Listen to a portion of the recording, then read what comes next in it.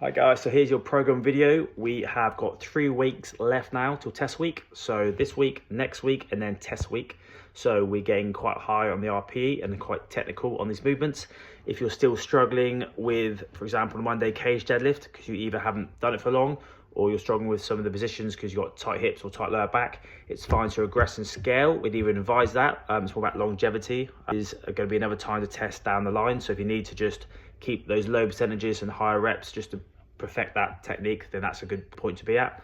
And if you are testing and feel good, go ahead with those high percentages and let's see what you can get. Once we test in 3 weeks, we can then reset your scores, and then that's what your foundation weights will be going into the next 12-week phase in March, April, May.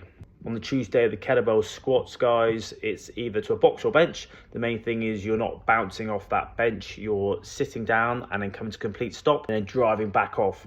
So whatever you're doing squats, guys, is that sticking point when you come off the bench and up. That's really going to help with that tough part of the squat, so driving out that hole. Barbell push press, again, really perfecting that technique. It's just an added rep this week. And with those lunges, guys, as we're getting heavier, do not break down that technique. Make sure your feet are wide enough to support that balance. Make sure the weights are pinned to your sides and your shoulder blades are back. Don't hunch over.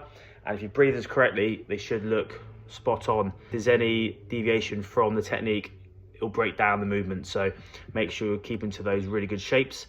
Same with the banded chin-ups. Make sure you're aggressively pulling up to the bar and then controlling on the way down. And it's fine to regress. If you're not comfortable doing a banded chin-up, you can go on to doing the L-shaped assisted chin-up that we have been doing in the second phase, or just doing some banded pull downs. Safety bar, guys, on a Wednesday is all about having that grip down to here and not having your rotator cuff challenged or the range of motion challenge. So the other thing is it's kind of a halfway between a front and a back squat, so a little bit different demand on the body. We're going quite heavy on this one, 8, 7, 6. 6 is on 80%. But if you're struggling with the previous percentages, or RPEs, it's fine to stay at that. So rather than doing it 8, 7, 6 with higher percentages each set, you could just do 3 times 8 at the 65. Thursdays, we're targeting that barbell seated press. This is a really good one for not allowing your lower body to jeopardize the movement. So it's literally just a strict press for a bench and your hips can't really move that much. That should then strengthen the shoulders, isolate the shoulders, and that should cross over well by doing standard presses in the future. Dumbbell alternate squat cleans. These are quite a tricky movement. I think some of you are struggling with the hinge and the squat motion. So it's kind of a deadlift and hinge position from the floor, picking it up, then squatting. If you need to, just support that dumbbell with the second hand to squat and then back down. One hand with the clean, 2 hands with the squat.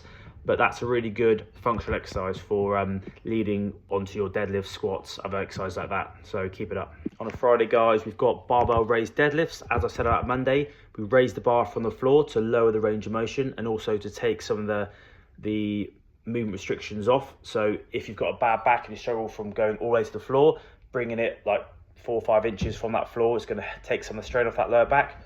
You can then progress and take the mats off down the line. This is the first time as well doing a barbell deadlift rather than a cage, so the positioning is slightly different. That's why we're going to be shortening the movement to then reintroduce the deadlift from the floor and see how you're getting on. But if that one's not agreeing with you, just add more mats, or you can revert back to a cage if needed. The coach will advise you. And then there's plate Z presses, just making sure that chest is upright, torso straight. So when you're doing that Z press, that is a bad movement. You want to bring your chest up, and that's going to be protecting those shoulders and giving you a better, stronger foundation for the movement. On the Saturday, we've got your chest presses, 4 times 5, supersetted some remaining deadlifts, 4 times 5. Both these exercises are low in reps and high in sets because we're going to be pushing that RPE high. So you should maybe have 1 rep left in the tank. So make sure that is the case. If you're not sure on what weights to do and you haven't been recording your scores on whiteboard, ask the coach and they will tell you what to do or what to feel for that 1 rep left in the tank kind of method. And then finally on a Sunday, you'll be doing your dumbbell seated press, more reps this time rather than more weight.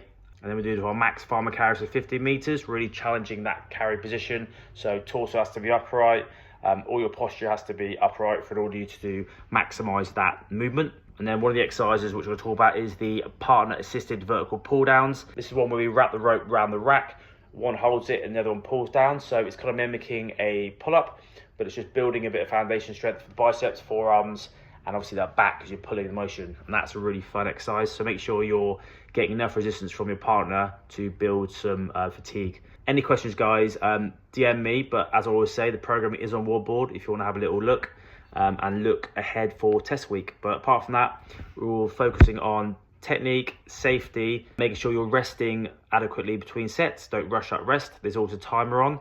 A coach should do that for you.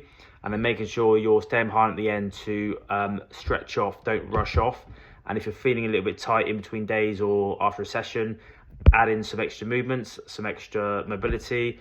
Come to the classes on Thursday, Friday, the mobility class, or just ask one of us so we can send you some specific drills.